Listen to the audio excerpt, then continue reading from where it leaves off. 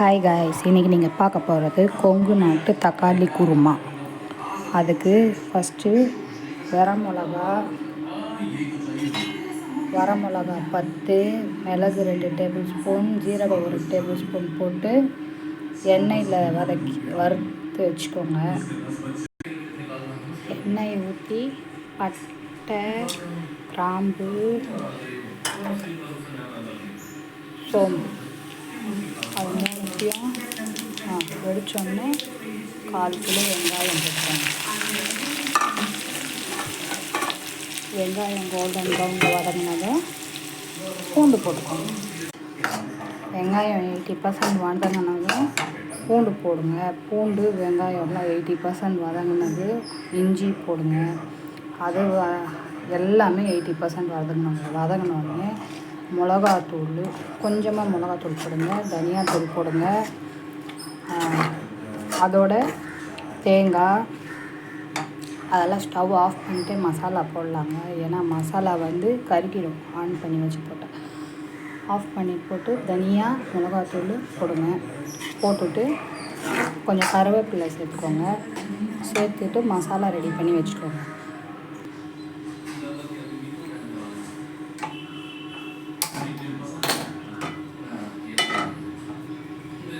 கொங்கு நாட்டு தக்காளி குழம்பு எப்படி பண்ணுறது பார்க்கலாமா?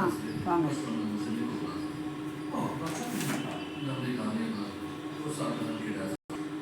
பேனில் எண்ணெய் ஊற்றிக்கோங்க. அந்த எண்ணெய் சூடானோடனே கடுகு போட்டு கடுகு லைட்டாக பொரியும் போது தக்காளி போட்டுக்கோங்க.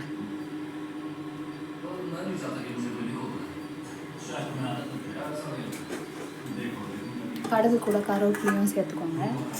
கருவேப்பிலை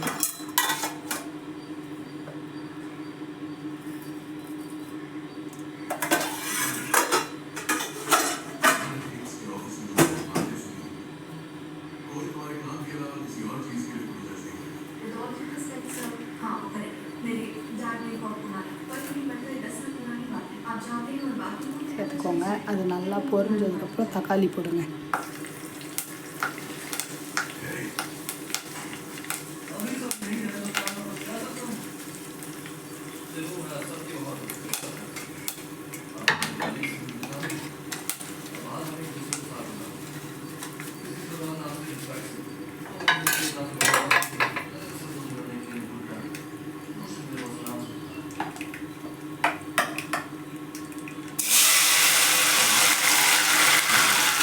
தக்காளி இது நல்லா வெந்து எண்ணெய் தனியாக பிரிஞ்சு வரணுங்க. அது வேகணும்.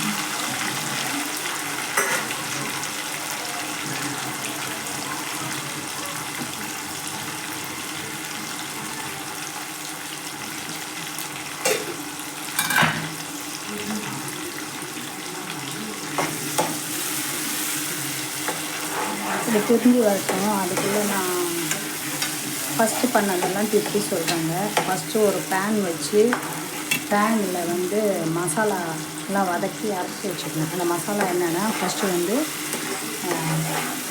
மிளகு 2 டேபிள் ஸ்பூன் ஃபஸ்ட்டு முதல்ல எண்ணெய் ஊற்றி மிளகு 2 டேபிள் ஸ்பூன், ஜீரகம் 1 டேபிள் ஸ்பூனு, வரமிளகா 10 அது வறுத்து தனியாக எடுத்து வச்சுக்கோங்க. திருப்பி எண்ணெய் ஊற்றி பட்டை, சோம்பு, லவங்கம், அது கூட 1/4 கிலோ வெங்காயம் கொஞ்சம் கோல்டன் ப்ரௌன் ஆனோடனே பூண்டு போடுங்க. கொஞ்சம் நேரம் பொறுத்து இஞ்சியும் போடுங்க. அது எல்லாம் 80% வெந்ததுக்கப்புறம் மசாலா ஐட்டம்ஸ் போடணுங்க. என்னென்னா ஏற்கனவே காரத்துக்காக மிளகு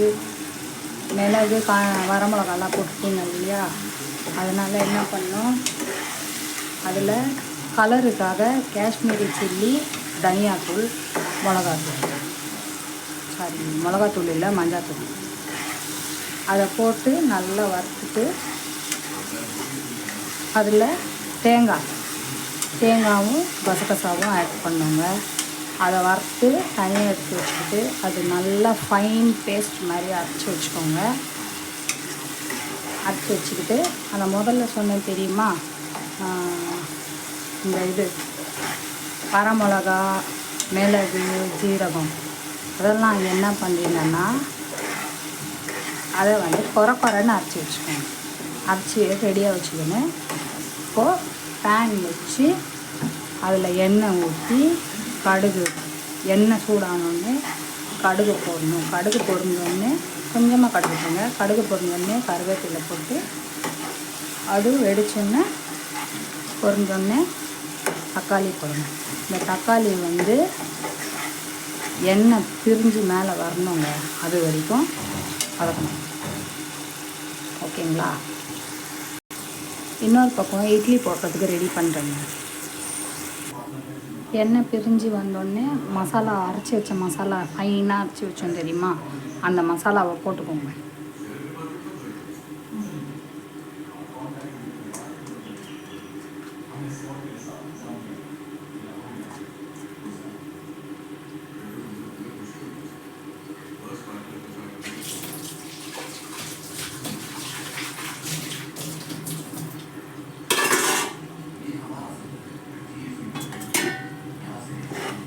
நல்லா இது பண்ணுங்க.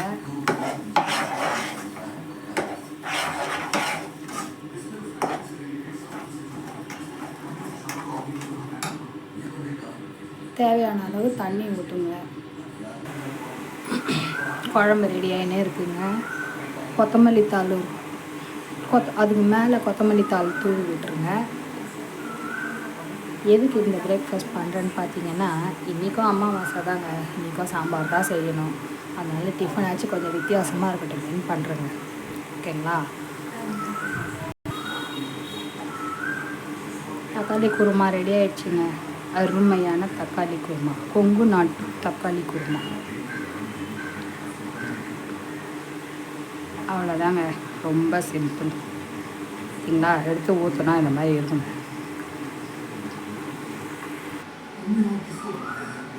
கொங்கு நாட்டு தக்காளி குருமா ரெடிங்க. பிளேட்டிங் பார்த்துடலாம்.